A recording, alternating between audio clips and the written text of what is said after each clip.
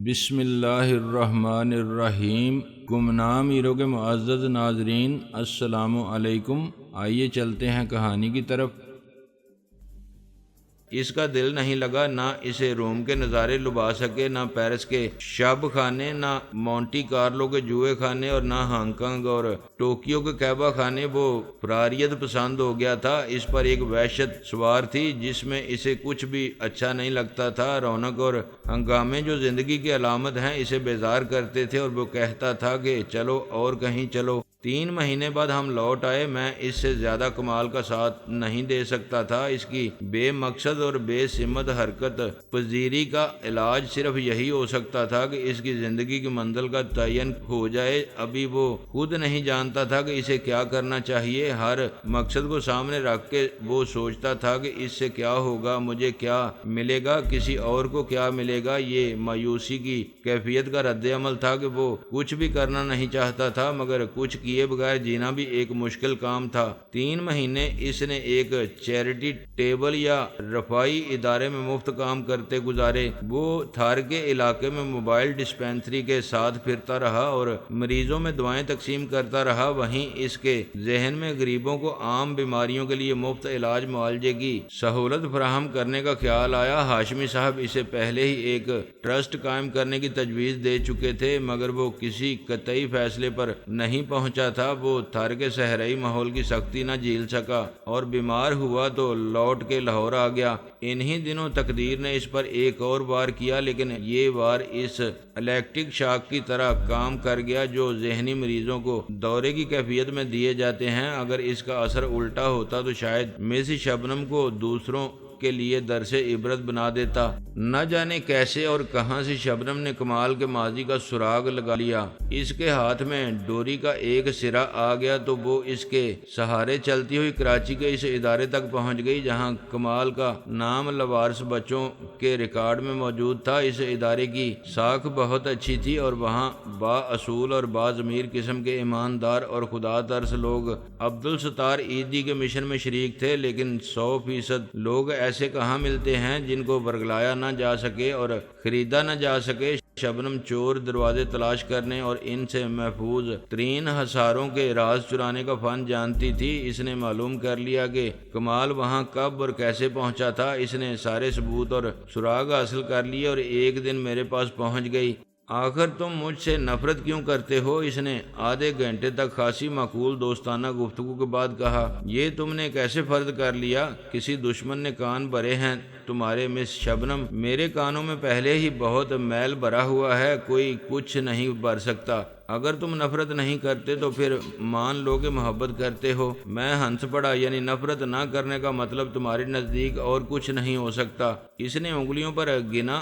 تم میری دعوت قبول نہیں کرتے۔ دعوت میں ابھی کھا سکتا ہوں، کھانے کی بات مت کرو۔ میں نے تمہیں دعوت دی کہ میرے ساتھ مری چلو، تم نے مسترد کر دی۔ کاغان نہیں گئے لاہور سے باہر؟ کیا لاہور میں بھی ایک دن میرے ساتھ نہیں گزارا؟ تم مجھے اوائڈ کرتے ہو، اردو میں کیا کہیں گے، کنی کتراتے ہو، سب کے سامنے زیادہ بے رخی بلکہ بدتمیزی سے پیش آتے ہو، مذاق میں بھی دل لگی کی بات برداشت نہیں کرتے، حالانکہ تمہارا نام لے کر سارا زمانہ مجھے چھیڑتا ہے۔ اس چھیڑ خانی سے تمہیں خوشی ملتی ہے تو میں کیا کروں؟ تم نے خود ہی یہ موقع فراہم کیا تھا زمانے کو۔ تمہارے ساتھ بدنام ہونے کا مجھے کوئی شوق نہیں ہے۔ کیا میں واقعی اتنی بری ہوں؟ یہ بھی غلط ہے، تم بہت اچھی لڑکی ہو، انتہائی ذہین اور قابل اعتماد، طبعاً نیک دل اور مثبت سوچ رکھنے والی۔ حسین تو سب ہی کہتے ہوں گے تمہیں، اور تم کو خود بھی اندازہ ہوگا تم واقعی قابل پرستش ہو۔ اس کا چہرہ جوش سے دمکنے لگا۔ پھر تم سب کے سامنے یہ بات کیوں نہیں مانتے؟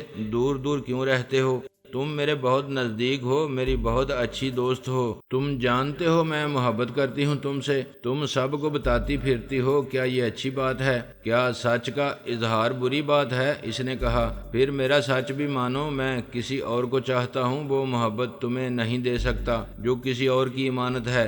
آخر کون ہے وہ؟ مجھے پتہ چل جائے تو میں قتل کر دوں اسے۔ حیرت کی بات ہے کہ تم اس کا پتہ نہیں چلا سکیں اب تک۔ ویسے ایک بات کا خیال رکھنا، اونٹ جب تک پہاڑ کے نیچے سے نہ گزرے خود کو سب سے اونچا سمجھتا ہے، بفرض محال تم نے اس کا سراغ پا لیا اور اسے قتل کرنے کے ارادے سے پہنچ گئیں، سر سے کفن باندھے، تیر تلوار توپ خانے کے ساتھ، تب بھی زیادہ امکان اسی بات کا ہے کہ تم خود قتل ہو جاؤ گی۔ میں یہ بات سنجیدگی سے کہہ رہا ہوں، اتنی خطرناک ہے وہ۔ پھر نہ کہنا ہمیں خبر نہ ہوئی، میں تمہیں وارننگ دے رہا ہوں پہلے سے۔ اوکے، اب تم بھی سن لو، میں تم کو بلیک میل کرنے آئی ہوں اس وقت، اور میں بھی سنجیدہ ہوں، میں تیار ہوں، تم کوشش کرو۔ یہ جو تمہاری دوست ہیں ڈاکٹر کمال فاروقی، یہ آج کل کچھ پریشان ہیں، شترے بے مہار کی طرح پھر رہے ہیں، صدمات کا اثر ہے۔ تم ان کو پاگل بھی کہہ سکتی ہو، مگر ایسی کوئی بات نہیں۔ میں ان کو پاگل کہوں گی تو مجھے پاگل خانے بھیج دیا جائے گا،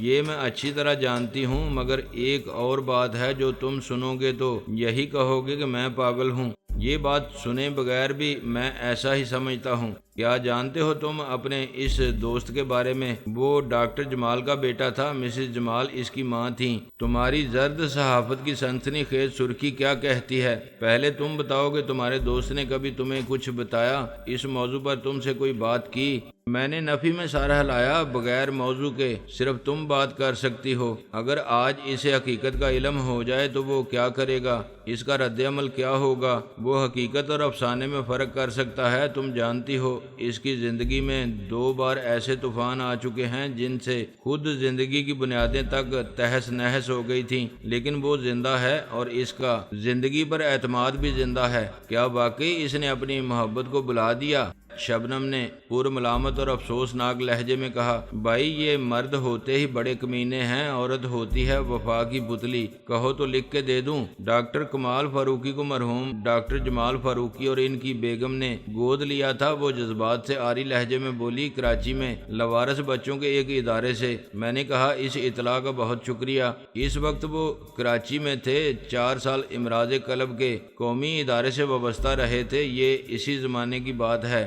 جب وہ لاہور واپس لوٹے تو ان کے ساتھ یہ 3 سال کا بچہ تھا جو ان کا نہیں تھا۔ یہی عرض کر رہی ہو نا تم؟ ہاں، تمہیں معلوم ہے ان کی شادی کو کتنے سال ہو گئے؟ ان کی پہلی بیوی 5 سال ان کے ساتھ رہی تھی، دوسری شادی انہوں نے 1 سال بعد کی تھی۔ آج ڈاکٹر کمال کی عمر ہے 30 سال، 28 سال، بلکہ اس سے بھی کم۔ ڈنڈی مت مارو عورتوں کی طرح۔ میں میٹرک کے سرٹیفکیٹ کی تاریخ کی بات نہیں کر رہی ہوں، میں بھی اصل عمر بتا رہا ہوں۔ میٹرک کے سرٹیفکیٹ کے حساب سے تو 27 سال بنتی ہے۔ یہ کیسے ہو سکتا ہے؟ 7 سال ہو گئے اسے ڈاکٹر بنے۔ میں بتاتا ہوں یہ کیسے ہوا۔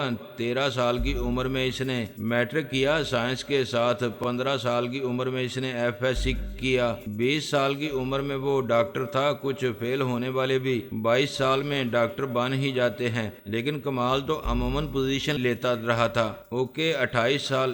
ڈاکٹر جمال کی شادی کو اس حساب سے ہو چکے ہیں 29 سال۔ سیانے لوگ ہیں، سارا کام حساب کتاب ذہن میں رکھ کے کیا تھا۔ کراچی سے 2 سال میں لوٹ آتے اور ساتھ ہوتا 3 سال کا بچہ تو گڑبڑ ہو جاتی۔ وہ 4 سال بعد واپس لاہور آئے تو 3 سال کا کمال ان کے ساتھ تھا۔ اس کا نام لاوارث بچوں کے اس ادارے میں بھی کمال لکھا ہوا ہے۔ فاروقی وغیرہ کا اضافہ انہوں نے خود اسے اپنی ولدیت دینے کے لیے کیا تھا۔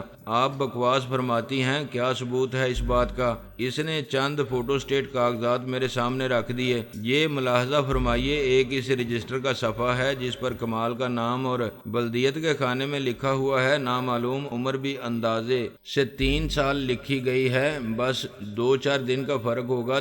تاریخ اندراج دیکھیے، وہ آپ سے 1 سال 1 مہینہ 14 دن بڑا ہے، رائٹ؟ تو اب بتائیے اس کی کیا عمر ہوئی؟ میں نے اس صفحے کے دیگر اندراجات پر غور کیا اور پھر کمال کے نام پر رک گیا۔ کیا ثبوت ہے کہ یہ وہی کمال ہے؟ مزید ثبوت ابھی پیش کرتی ہوں، وہ فاتحانہ مسکراہٹ کے ساتھ بولی۔ ولدیت نامعلوم سے کیا مراد ہے؟ میں کوئی بات ایسی نہیں کہوں گی جس کا ثبوت نہ ہو۔ ویسے عام آدمی کے ذہن میں وہی آئے گا جو تمہارے ذہن میں ہے۔ یہ ہو سکتا ہے کہ عبدالستار ایدھی کے پالنے میں کچھ بچے ایسے بھی ڈال دیے جاتے ہیں جن کی پرورش کا بار غریب والدہ نہیں اٹھا سکتے، ان کے پہلے ہی بہت بچے ہوں اور ان کے لیے مزید यजीद को दुनिया में आने से रोकना मुमकिन न हो, आमदनी कम हो, रहने को जगह न हो तो औलाद रहमत नहीं जहमत बन जाती है। भूख के आगे जज्बात दम तोड़ देते हैं, लेकिन ऐसा कम ही होता है। ख्वाह हशरातुल अर्द की तरह परवरिश पाएं, मगर जो पैदा होते हैं वो माँ बाप के घर में पल भी जाते हैं। घर से मेरी मुराद है झुग्गी झोंपड़ी। Please shut up. इसने मेरे सामने दूसरा कागज रख दिया। ये देखो हलफनामा। मैंने वो हलफनामा पढ़ा, फिर इसके नीचे दस्तखत देखे, गवाहों के और तस्दीक करने वालों के नाम देखे तो मेरा दिमाग चकरा गया। और ये एडॉप्शन की कानूनी कार्रवाई के दीगर कागजात सब में तस्दीक करने वाले और गवाह डॉक्टर हैं। वो आम डॉक्टर नहीं हैं। आज भी मुल्क के नामवर माहिरीन इमराज कल्ब में शुमार होते हैं, मगर कराची में प्रैक्टिस करते हैं। अभी तक सब जिंदा हैं। इनके फ़ोन नंबर मैंने अपने हाथ से लिखे हैं। अगर तुम चाहो मैं इस इंकशाफ के अवलीन शाख से संभल गया था। मिस शबनम, बिलाशुबा तुमने बड़ी मेहनत की होगी ये सब हासिल करने के लिए, और तुम्हें जिसने भी ये मालूमात फराहम कर दी इसने अहद शिकनी की। एक गैर इखलाकी हरकत से अब्दुल सत्तार ईदी जैसे नेक नाम शख्स के इदारे की साख तो ऐसे लोग खराब नहीं कर सकते। चांद पर थूको तो थूक मुंह पर आता है। मगर तुम्हें ये बात कैसे मालूम हुई? इसने गुरूर से कहा, जी हम अखबार वाले हैं, हमसे क्या छुपा रह सकता है। मैंने नफी में सर हिलाया। मैं नहीं मान सकता कि तुम पर वही नाजल होती है। तुम्हें इल्हाम हुआ था इस मामले में, किसी ने सुराग दिया होगा, तुम्हें कोई इशारा मिला होगा कहीं से, तुम्हारी शर्पसंद दिमाग को इस ट्रैक पर किसी और ने डाला होगा, और फिर तुमने सहाफत छोड़ के सुराग रसानी की हैसियत से तफ्तीश पर कमर बांध ली मुझे ब्लैकमेल करने के लिए। हाँ, तुम्हें ब्लैकमेल करना ही पड़ेगा। पहले ये बताओ कि मैं कैसी लग रही हूँ इस लिबास में। इसने किसी मॉडल की तरह घूम के दिखाया। आम तौर पर तुम हर लिबास में अच्छी लगती हो, लेकिन इस वक्त तुम्हारी मनहूस शक्ल से नफरत हो रही है मुझे। जनाब, लिबास के बारे में कुछ बताइए, कैसा सिला हुआ है? मैंने बिन्ना के कहा, कौन था वो उल्लू का पट्टा जिसने तुम्हें ये आइडिया दिया कि मुझे या डॉक्टर कमाल को ब्लैकमेल किया जा सकता है इस तरह? वो दर्जी जिससे मैं कपड़ा सिलवाती हूँ, आज से नहीं कई साल से बाप अंदरूने बाटी गेट एक मशीन लेकर बैठता था। बेटे ने अनारकली पहुँच के दम लिया। अब दर्जनों कारीगर मुलाजिम हैं। गुलबर्ग की बेगमात और फिल्म स्टार्स भी इसके गाहक हैं। क्या ख्याल है मैं फिल्म स्टार बन सकती हूँ? शबनम, मैं जामपड़ मार दूंगा। इसने एक आह भरी, ऐसी किस्मत कहाँ मेरी, तुम तो कत्ल भी कर डालोगे तो मेरी रूह को सुकून मिलेगा। बकवास बंद करो खुदा के लिए। वो हंसी। खैर, वो दर्जी कहता है बीबी तुम फिल्मों में जाती तो अच्छा घूरो मत। मैंने एक दिन डॉक्टर कमाल अहमद फरूकी के साथ देख लिया था। इन्होंने कमाल मेहरबानी से मुझे लिफ्ट दी और एन टेलर मास्टर की दुकान के सामने उतार दिया। अब तुम जानते हो कि मेरे पास तो एक छोटी सी गाड़ी है, गरीबाना किस्म की, वरना अमूमन बड़े बड़े सहाफी भी पैदा ही होते हैं। किसी किसी के पास मोटरसाइकिल भी होती है। डॉक्टर कमाल की शाही सवारी वो लैंड क्रूजर थी जो इससे पहले डॉक्टर जमाल के पास रहती थी। लोग उसे पहचानते भी थे। पहले लाहौर में गिनती की चंद पजेरो होंगी और चंद ऐसी लैंड क्रूजर। अब तो आम है, मगर वो खास थी, इसका रंग भी खास था। टेलर मास्टर ने कहा, आप किसके साथ आई हैं? मैंने कहा, ये डॉक्टर कमाल थे। वो कहने लगा, गाड़ी तो डॉक्टर जमाल की थी। मैंने कहा, अब तो डॉक्टर कमाल की है ना, डॉक्टर जमाल का तो इंतकाल हो गया। वो कहने लगा, हाँ जी मुझे मालूम है, वो और इनकी बीवी जल के मर गए थे लंदन में। मैंने कहा, बम धमाके में हलाक हुए थे। डॉक्टर कमाल इन्हीं का बेटा है। इसने मुझे हैरानी से देखा और मुस्कुराने लगा। आप कब से जानती हो जी? मैंने कहा कि कई साल से। इसने कहा, फिर भी आप कुछ नहीं जानती? अखबार वाले तो सब जानते हैं। मैंने कहा, ऐसी क्या बात है मास्टर साहब? इसने कहा कि डॉक्टर कमाल कैसे डॉक्टर जमाल का बेटा हो सकता है, नामुमकिन। अब मेरे हैरान होने की बारी थी। मैंने कहा, क्यों नहीं हो सकता? इसने कहा कि हम जो बता रहे हैं तुम्हें मिस शबनम, वो पत्थर पर लकीर है। अगर इनकी बीवी का बेटा हो तो और बात है, डॉक्टर जमाल का बेटा नहीं हो सकता। ये क्या बेवकूफ़ी की बात है? यही मैंने भी कहा था इस टेलर मास्टर से। शबनम चुटकी बजा के बोली, मगर जवाब में इसने मुझे एक स्टोरी सुनाई, तुम सुनोगे? جزبز ہو کے کہا، نہیں سنوں گا تو کیا کروں گا اور کون سنے گا؟ اور یہ سوال کیا تم نے محض سسپینس پیدا کرنے کے لیے کیا ہے؟ اس ٹیلر ماسٹر کی بیوی پہلے ڈاکٹر جمال کی بیوی تھی۔ میں اچھل پڑا، واٹ نان سینس! ہاتھ کنگن کو آرسی کیا ملنا چاہتے ہو تو چلو میں تمہیں ٹیلر ماسٹر سے ملواتی ہوں، وہ خود شاید میٹرک پاس ہوگا مگر اس کے مینرز ایٹیکیٹس سب ہائی کلاس سوسائٹی کے ہیں، اور آدمی ہے بے حد مہذب اور شریف، دولت مند بھی ہے، ایک آئیڈیل شوہر۔ پھر تم بھی کر لو اس سے شادی۔ اس نے ایک آہ بھری، کر لیتی اگر تم سے محبت نہ ہوتی۔ اس کے علاوہ ٹیلر ماسٹر انکار کر دے گا، اپنی بیوی پر لٹو ہے۔ میں نے کہا، بے وقوف آدمی بلا، بیوی پر بھی کوئی لٹو ہوتا ہے؟ اس کی بیوی کو ڈاکٹر جمال نے طلاق دے دی تھی اس جرم میں کہ اپنے 5 سالہ زمانہ زوجیت میں وہ ڈاکٹر صاحب کو باپ نہ بنا سکی۔ وہ سیدھی سادی عورت ہے مگر جاہل نہیں ہے۔ اس کی دوسری شادی ٹیلر ماسٹر سے تقریباً اسی زمانے میں ہو گئی تھی جب جمال صاحب کراچی میں تھے اور دوسری شادی کر چکے تھے۔ یہ تو معلوم ہوگا تمہیں کہ مسز جمال ایک مشہور و معروف گائناکالوجسٹ تھیں۔ اوف، یہ نام تو پھنس جاتا ہے حلق میں، گائنی کہنا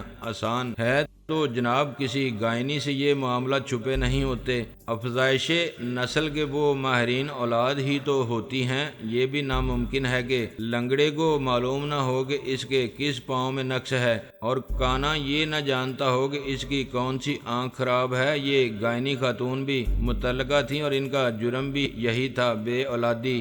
آئی بات آپ کی سمجھ شریف میں 2 صفر جمع کیے جائیں تو صفر ہی رہتے ہیں۔ میں نے بے وقوفوں کی طرح کہا، دونوں صفر تمہیں کیسے معلوم؟ اس ٹیلر ماسٹر کے ماشاءاللہ سے 4 بچے ہیں، سب سے بڑا 24 سال کا اپنے باپ کے ساتھ کام کرتا ہے، کٹنگ ماسٹر ہے۔ دوسری بیٹی کی شادی ہو گئی ہے، تیسرا پھر بیٹا ہے، کچھ نہیں کرتا، BA میں پڑھتا رہتا ہے مگر BA نہیں کرتا۔ کیا ثابت ہوا اس سے؟ اب دوسری طرف چلتے ہیں۔ لاہور کی ایک فیملی ہے، ان کا نام بتانا ضروری نہیں۔ مسز جمال سب سے پہلے رخصت ہو کے اسی گھر میں گئی تھی مگر 2 سال بعد وہاں سے بھی رخصت کی گئیں۔ ان کے شوہر نمبر 1 نے دوسری شادی کی تو وہی ہوا جو ہونا چاہیے، جو ٹیلر ماسٹر کے گھر میں ہوا۔ اس کے بھی 7 بچے ہیں، 3 بیٹے اور 4 بیٹیاں۔ پس تحقیق کے 0 جمع 0 مساوی ہے 0۔ میں پریشانی میں سر پکڑے بیٹھا رہا۔ شبنم نے زبردست ریسرچ کی تھی اور اس کے حاصل کردہ نتائج کی صحت کو چیلنج کرنے کا کوئی فائدہ نہیں تھا۔ اسے ٹیلر ماسٹر سے ٹپ ملی تھی اور باقی کام اس نے خود کیا تھا۔ جیسے شاخ سے شاخ پکڑتا ہوا آدمی درخت پر چڑھتا جاتا ہے، ایسے ہی ایک سراغ سے دوسرا سراغ ملتا گیا تھا، اور اب شبنم کے پاس خطرناک معلومات کا وہ ایٹم بم تھا جو بڑی تباہی پھیلا سکتا تھا۔ میں نے بہت دیر بعد جب وہ اپنے اور میرے لیے کچن سے کافی بنا کے لا چکی تھی، بات پھر شروع کی۔ مس شبنم، تمہاری سٹوری واقعی زبردست ہے، ایک دم دانسو اور دڑن تختہ کرنے والی۔ تم بارگن کرنے کی پوزیشن میں ہو، بولو کیا چاہتی ہو؟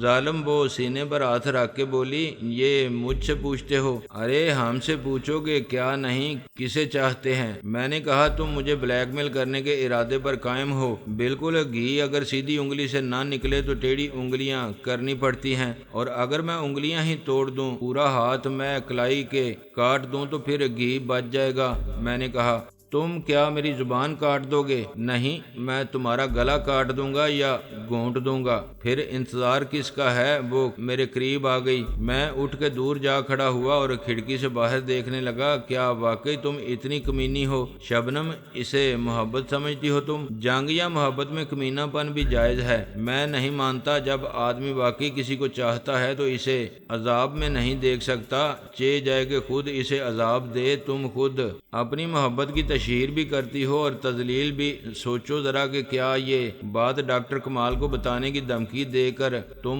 مجھے حاصل کر سکتی ہو، میرا دل جیت سکتی ہو؟ آج تک میں تم کو اچھا سمجھتا تھا، تمہیں پسند کرتا تھا، لیکن اس کے بعد تم سے میری نفرت ایک فطری بات ہوگی۔ تم ایک زخم خوردہ شکست آدمی کو خود اپنی نظر سے گرانا چاہتی ہو۔